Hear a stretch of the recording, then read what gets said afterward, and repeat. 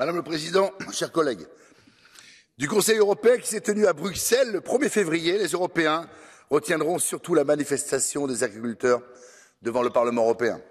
Ils retiendront que pendant que les agriculteurs européens criaient leur colère légitime, Emmanuel Macron et ses homologues les poignardaient dans le dos en accordant une aide de 50 milliards d'euros à l'Ukraine, dont 8 financés par la France, alors que nos paysans en auraient bien besoin. Je rappelle que l'Union européenne avait signé en 2022 un accord de libre-échange avec la même Ukraine qui a vu le blé et le poulet ukrainiens inonder les marchés européens et créer une concurrence totalement déloyale. Et ceux qui profitent de ces aides, hélas, ce sont moins les Ukrainiens qu'une poignée d'oligarques qui monopolisent le commerce agricole de l'Ukraine et de corrompus qui ont déjà détourné des dizaines de millions d'euros. Le 1er février, le Conseil européen a sacrifié nos paysans sur l'autel du libre-échange.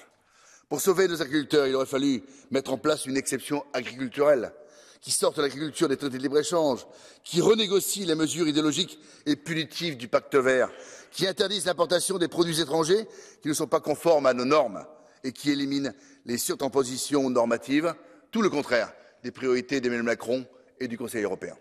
Je vous remercie.